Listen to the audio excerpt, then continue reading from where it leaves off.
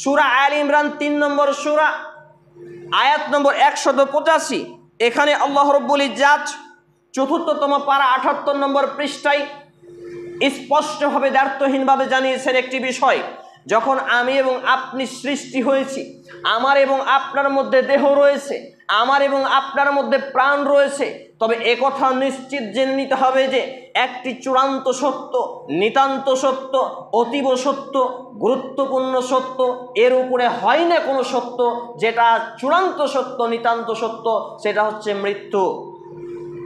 যদি তাই না হয় তাহলে আমরা এই অবস্থায় 1445 বছর পরে এখন 1446 হিজরি সন চলে, তাহলে নবী করিম সাল্লাল্লাহু আলাইহি ওয়াসাল্লামকে এখন জীবদ্দশায় জীবিত দেখতে পেতাম।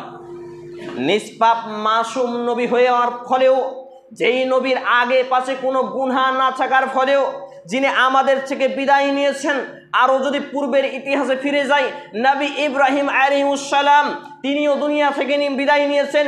খলিলুল্লাহ বলা হতো যাকে, মূসা আলাইহিস সালাম কালিমুল্লাহ বলা হতো যাকে, এবং প্রথম মানুষ, প্রথম নবী আদম আলাইহিস সালাম তিনিও পৃথিবীর বুক থেকে চিরতরে বিদায় নিয়েছেন। অর্থাৎ পৃথিবীর ইতিহাস এটাই প্রমাণ করে, যেই ব্যক্তির দেহে শ্বাস আছে, যেই ব্যক্তির দেহে প্রাণ রয়েছে, যার মধ্যে আত্মা আছে, যার মধ্যে জীবন আছে, এমন প্রত্যেকটা বস্তুকে মৃত্যুবরণ করতে হবে। আর এই মেসেজটি আল্লাহ রাব্বুল ইজ্জাত 1445 বছর পূর্বে জিবরিল আলাইহিস সালাম মারফত নবী মুহাম্মদুর রাসূলুল্লাহ বলি সাল্লাল্লাহু আলাইহি ওয়াসাল্লামের মাধ্যমে পাঠিয়ে দিয়েছেন। এই মেসেজ যেটা কোরআনের পাতায় পড়ে আছে, আমার এবং আপনার মসজিদে কোরআনগুলোতে ধুলা লেগে আছে, বাড়িতে শোকেসে জুজদানি ল্যাপটিয়ে রেখেছেন, দুনিয়া অর্জনের প্রতিযোগিতায় ভোর 4টা থেকে নিয়ে রাত্রি 11টা পর্যন্ত পরিশ্রম করেন দিন অর্জনের জন্য। আপনি বলেন অমুক মৌলবি এই বলেছে, অমুক মৌলবি এই বলেছে, আমরা মূর্খ মানুষ কি বলবো, এইটা আপনি বুঝেন, কিন্তু আপনি উকালতি করেন না, মোহরিলি করেন না, অথচ জায়গার রেজিস্ট্রি করার জন্য, জায়গার আপনার রেকর্ড করার জন্য, জায়গার মানে প্রুফ মজবুত করার জন্য, জায়গার এভিডেন্সকে পাকাপুক্ত করার জন্য আপনার দক্ষতা, আপনার যে মেধা, আপনার যে জ্ঞান, এটা ওকালতিকে হার মানায়।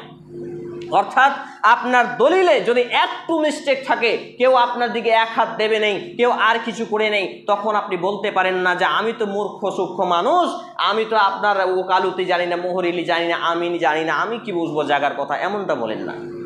কিন্তু দিন ইসলামের বেলায় আপনি বলেন আমি কি করব, আমি কি বুঝবো, এই বলে দুনিয়াতে পার পাওয়া গেলেও বিশ্বাস করুন মালাকুল মৌতের হাত থেকে রক্ষা পাবো না, এই বলে দুনিয়া থেকে পার পেলেও কবরে রক্ষা পাবো না, এই বলে দুনিয়াতে মানুষকে ধোঁকা দিলেও সেখানে ফেরেশতাদের ধোঁকা দেওয়া যাবে না, পুলসিরাত পার হওয়া যাবে না, সেখানে জান্নাতে প্রবেশ করার অপশন থাকবে না। অতএব আমাকে এবং আপনাকে যে বিষয়গুলো ভাবতে হবে সফলতা অর্জনের লক্ষ্যে, সে বিষয়গুলো হলো যে আমি এবং আপনি দুনিয়া অর্জনের জন্য যে মেহনত করি, যেই পরিশ্রম করি, যেই ত্যাগ এবং তিতিক্ষা করি, যেই সময় অতিবাহিত করি, আমি ছোট্ট করে যে উদাহরণটি দিতে চাই সেটি হচ্ছে পাট চাষিদের নিয়ে।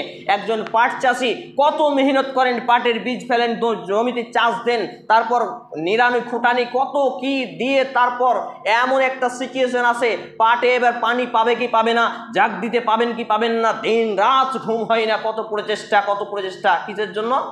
দুনিয়ায় একটু ভালো উপার্জনের জন্য এত ব্যতিব্যস্ত আমরা। তারপর আবার যদি পানি পেয়ে জাগ দিলাম, ছাড়ালাম, সব কিছু করলাম, এবার রেট আসবে কি আসবে না, দেখেন একটার পর একটা আমাদের সমীক্ষা।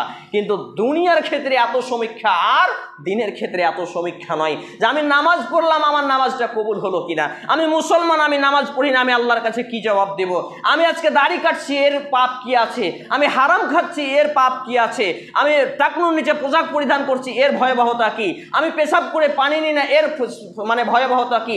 একটা একটা করে দিনের জন্য আমাদের ভাবনাগুলো কিন্তু তেমন নেই। বলেন তাহলে আমরা দুনিয়ার জন্য খুব পটু, খুবই চালাক, আর দুনিয়ার জন্য এত চালাক, আর দিন ইসলামের জন্য আমরা তখন মূর্খ সেজে যাচ্ছি। তখন বলছি অমুক মৌলবি এই ফতোয়া দিয়েছে, তা আমি কি করব? এমন কোনো বিষয় আছে পৃথিবীতে যে বহুমত নেই? এমন কোনো বিষয় আছে যেটাতে একাধিক মত নেই? আপনার জ্বর হয়েছে, কেউ বলছে প্যারাসিটামল 650 মারো, কেউ বলছে না 150 দিলেও চলবে। তাহলে দেখেন ডাক্তারদের মধ্যেও দ্বিমত। জমির আমিন একজনকে মেপেছেন 1 হাত কম করে দিয়েছে, একজন 1 হাত বেশি করে দিয়েছে। দেখেন আমিনের মধ্যেও একমত নেই। একই রকমভাবে প্রত্যেকটা বিষয়ে দ্বিমত রয়েছে, একাধিক মত রয়েছে, কিন্তু আলেমদের যখন দ্বিমত হয় তখন আপনার কিন্তু মাথা গরম হয়ে যায়। আপনি খালি বেশি বেশি বলেন, অমুক মৌলবী এই বলেছে, এই ধমকি আপনি তো আমিনকে দেন না, কোনো মাস্টারকে দেন না। একটা মাস্টার একটা পড়িয়েছে, আরেকটা পড়াচ্ছে। বিশেষ করে গাণিতিক ক্ষেত্রে অঙ্কের বিষয়গুলো দেখবেন একটা সূত্রের সাথে আরেকটা মিল নেই। একজন শিক্ষক শিখিয়েছে একটা সূত্র, আরেকজন শিক্ষক শিখিয়েছে আরেকটা সূত্র, তখন কি করবেন? ভাইরে, পৃথিবী যদি এইরকম হয় বহুমতে চলে, তাহলে দিন এবং দিনটা কি বহুমতে চলতে পারে না? কারণ আল্লাহ রাব্বুল আলামিন সবার মাথা তো এক করেননি, কেউ এটা বুঝেছেন, কেউ ওটা বুঝেছেন।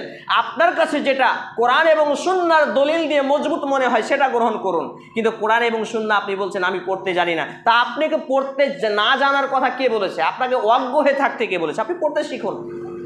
সম্মানিত উপস্থিতি ভাই এবং বাবা জীবন, তো বলছিলাম যে বিষয়গুলো নিয়ে আমাকে এবং আপনাকে ভাবতে হবে।